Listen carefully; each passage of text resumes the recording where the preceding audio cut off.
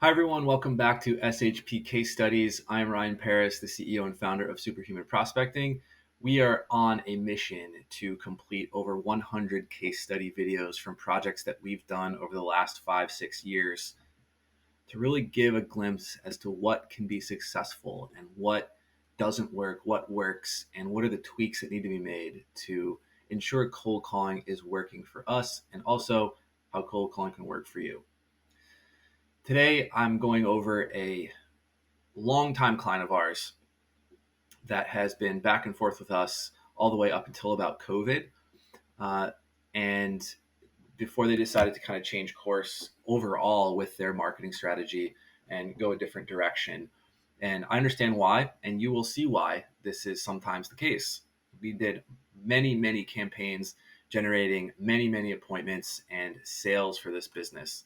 So we're going to dive in to see what it was that made this successful, or some of the challenges we had over the course of our tenure with this business.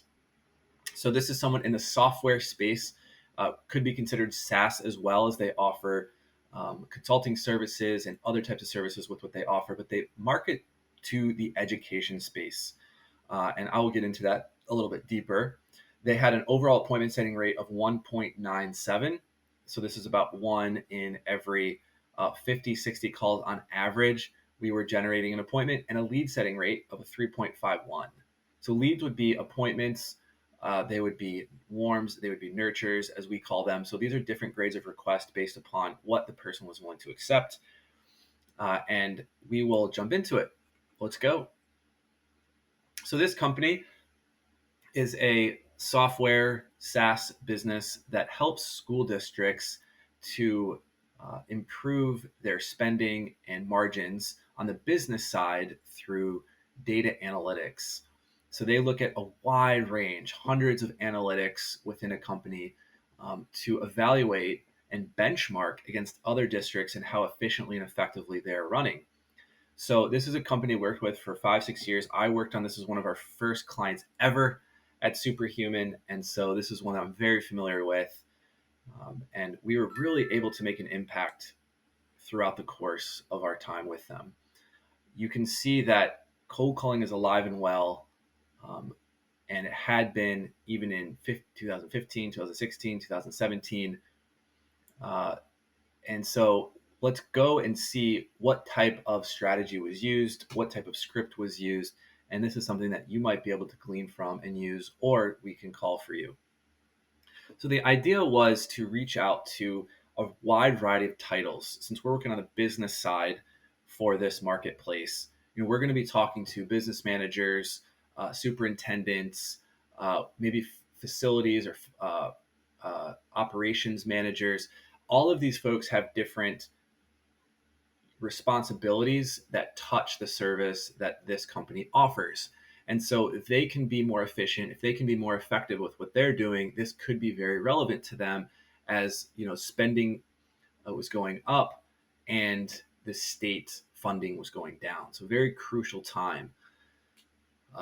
So looking through the script, what did we use? Well, we have 3 different types of scripts with H2H method that we subscribe to. We have the consultative format, we have the no bull script format, and we have the survey. The consultative is one that's meant more for conversation with those folks that are going to be behind a desk, and that was very much this business. The no bull script is one where it's very quick and to the point, and the survey is one where there is a more qualifying questions that creates intrigue and allure with the person that we're reaching out to. So let's go through. Hi, my name is Ryan with Blank Company. We have an easy to use budget analysis and decision-making tool for K-12 that automates your budget analysis, benchmarking, and forecasting. Do you have anything like this currently that you're using? Any KPI tools? So I thought that was interesting opening. Now, at the time that this last script was written, this was back in 2021. So there was definitely some adjustments, and we needed to make adjustments to the market, as you'll see, to get into a quick conversation because some of the other scripts weren't working well. So do you have anything like this that you're currently using? I like that hone in because what it does is it gives familiarity, makes them think about the product or service, and regardless of the answer, it's the right one. Yes, that's great. If no, we can complement districts like yours. Perfect.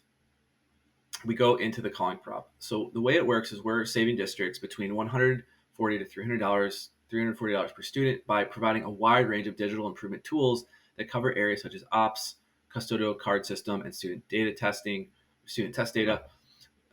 Then we use lean methods to break down that information to granular scale so you can identify areas of major inefficiencies and look for ways to improve. Bam! I really love that. It gives us a tangible benefit. It shares with us how it works, as shows us some features, and it gives me a sense as a prospect as to what I can do or what can be done based on this tool.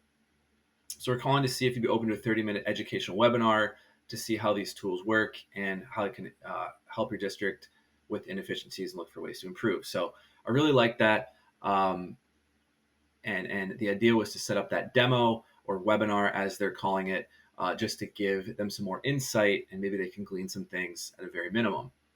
So overall, from the many campaigns that we did, we had a 1.97%. Now let's back up a sec. Overall, we had a 10.46% DM connect rate. So that means about 1 every 10 calls, we're getting a decision maker. That's pretty good. A lot of times the averages out there I see are about 5%. So when you're getting 10%, you're getting conversations at twice the speed, which allows you to have more opportunities for appointments. Once we got folks on the phone too, we had a high percentage. We had a 30% appointment setting rate on the DM Connects overall. That's very high. 1 every 3 conversations someone was open, and the lead setting rate was a 3.51. So this is folks who were appointments, but also nurtures and warms. Someone who is open to receiving some information, someone who is open to a phone call, those types of things. So kind of looking at the data overall, though, we had an interesting trend line. We had varied results throughout the tenure, but you can see many of the months we had appointments in every campaign. There were some towards the end that had a little bit of trouble with definitely a pop of positivity, but during kind of that COVID time of 2021, there were some adjustments that needed to be made and some things were going on with the school districts at that time. But you can see how much this can work. You can see that while from campaign to campaign, there was some that with wild success, some that had lower success, the average worked itself out. And that is important in cold calling because it can feel like you're failing. It can feel like things aren't going well, but you make those adjustments. Specifically, some of the issues that there were adjustments here was because there's some markets in these projects within education that are just harder to set appointments in. For instance, it's easier to set appointments with this company that was based out of Ohio, in Ohio, than it was to set appointments in South Carolina. However, North Carolina, we were able to set way more appointments than its counterpart, South Carolina. So, and this company and was not based in North Carolina. So a lot of appointments in Ohio, a lot of appointments in North Carolina, a lot of appointments in New Mexico, but other markets were just tough to break into. And many times they have systems that are already in place. They're just not open to this kind of thing. And so you have to go and test, get the feedback, make some adjustments to the script or the target. If it's not working, move on. And that's what you're seeing in a lot of these campaigns here, right? You're seeing a ton of ups and downs and that kind of thing. And it might not have to do with the SDR. It might have to do with the script. It might just do with the market. Maybe it was a little bit of the script. Maybe the market was great, but we didn't have the right messaging. This is the example here of consistent testing and seeing how one thing didn't work and we adjusted and it worked.